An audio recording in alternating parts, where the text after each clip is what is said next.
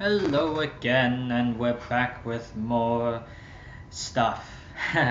Anyway, last time we talked about why the CCP won.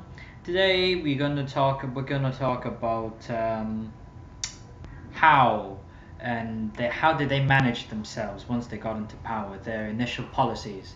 So once the CCP got into power, what they got was a country that was extremely poor, ruined by years of warfare, conflict, and exploitation from the Western powers, and just an overall agricultural based country.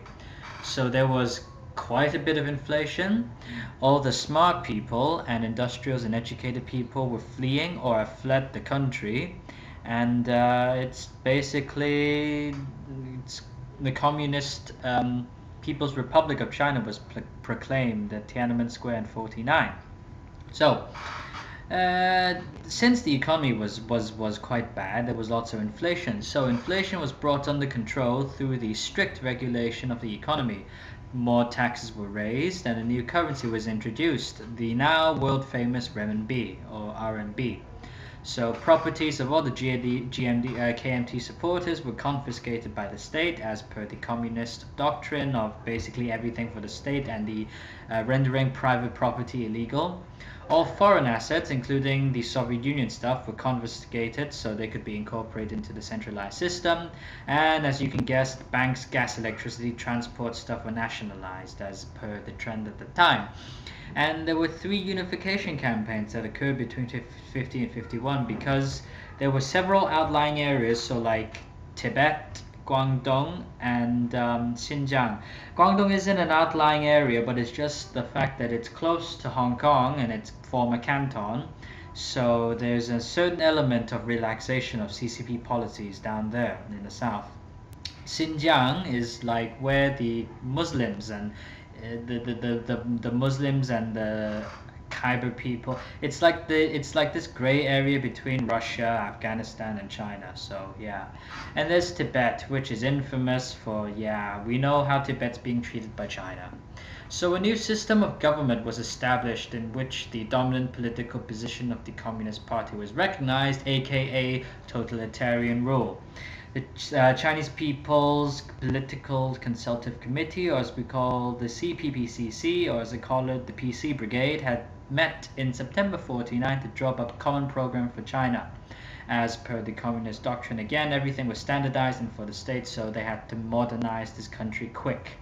So Article 5 of the program guaranteed all, except political people, reactionaries like activists and stuff, the rights of freedom of speech, thought, publication, assembly, association, and religious belief. And as we know, it was taken away much later because then freedom of speech was not a thing as we know in China, which was ironic. So emphasis was put on universal and free education as well as economic land reform. So as you can see at the start, China, actually Mao, the CCP actually wanted something good for China. As we know before, during the capitalist and KMT era, free education wasn't a thing because education was only reserved for those who were privileged and had money. Universal education wasn't a thing because of the existing social attitudes at the time, and economic land reform, of course, definitely was non-existent because all the rich people and landowners got the land. So before 1949, in areas controlled by the communists, land reform was essential as the CCP had to use this to gain the support of the peasants in order to win the civil war, and it worked out in their favor, as we know.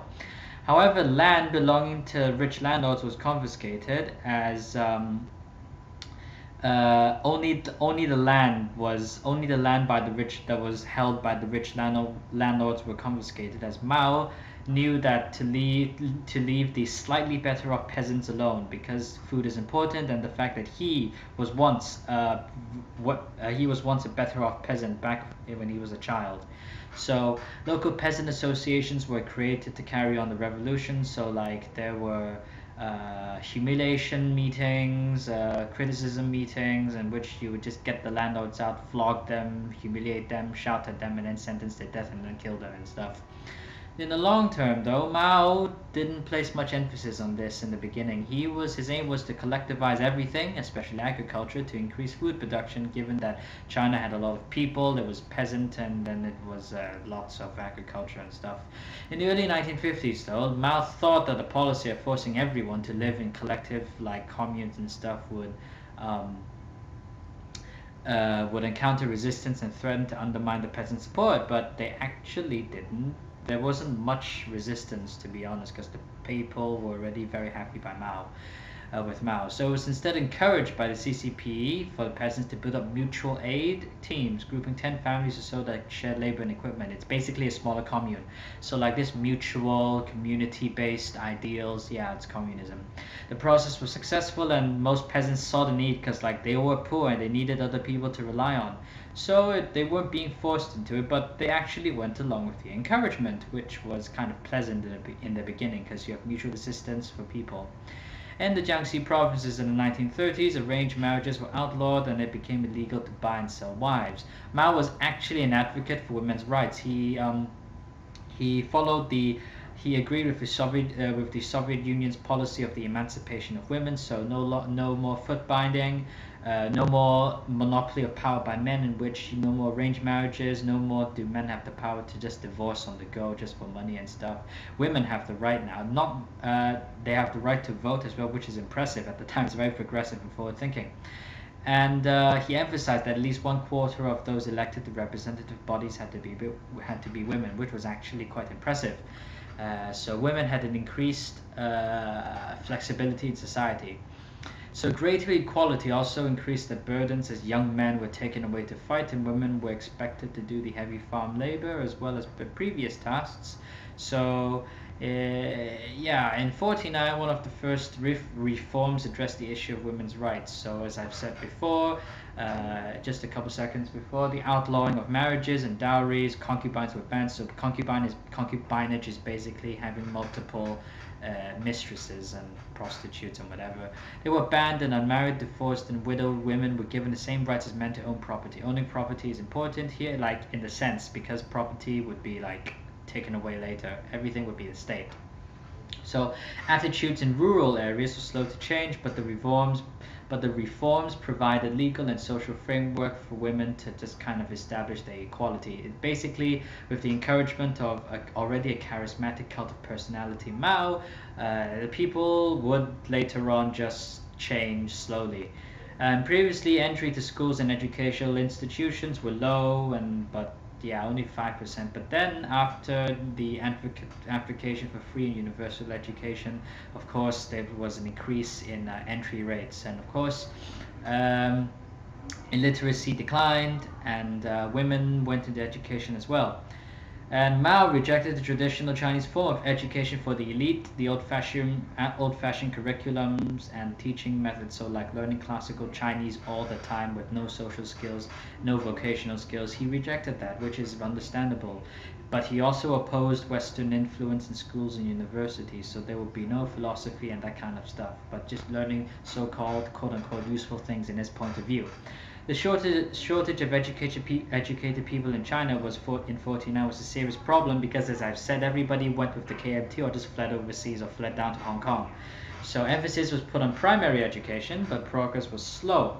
So it was slow to the extent that by 1956, less than half of the children aged between 7 and 16 were in full-time education, whereas the rest were like peasants and working on farms and just doing low jobs and stuff. However, 20 years later, 96% were there. So in some ways, you can think of it as Mao setting up the system for his later brainwashing of the people, because slowly getting the people from illiterate peasants to people who actually cared and would actually bother to learn stuff, it's actually an impressive feat. So the new government did not However, the new government did not direct much spending towards education, despite stressing its importance, because in the end, Mao wanted to retain the fact that the CCP was one cut above the rest of the peasants, thus being able to monopoly his power, to use his power against the people. He just wanted to give them the illusion that they were being educated, and they did receive some education, but they were not allowed to, like, quote unquote think freely.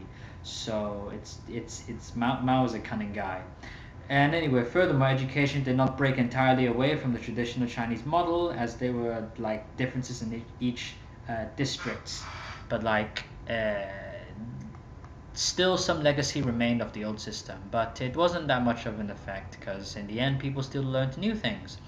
There was a heavy emphasis on testing, examinations, and physical education. Physical education is new because a healthy mind, healthy body, blah blah blah, mouse stuff. The testing examinations bit emphasis was like a legacy from the old classical system, and as we know today, it's also quite heavy in China as well, in Asia especially. This emphasis on testing and examinations creates a very unhealthy and hostile education atmosphere. And competitiveness is extremely high to this day. It's a damn shame, actually. In practice, it was only children of rich families or government officials who went to key schools in each the districts with the best teachers. So it wasn't actually equal or universal, because certain people still got better education than the rest. And university education was focused on technical stuff and less on like literature, because China needed specialists to build up the country. As I've said, many people left, the country was in ruins after the Second World War, and there was a huge need to industrialize quickly. So yeah, students were sent to the USSR because China was isolated from the West because of communism, and the USSR did have quite a few technical schools and expertise in this agricultural industrialization and heavy labor industrialization as it's per its history. So this ends the CCP's initial policies. So as you can see, they're off to a good start, industrializing the country, working on providing a standardized and centralized framework for the people and for the party and for the government. So yeah, that's it for now. I'll see you guys in the next video. Bye bye.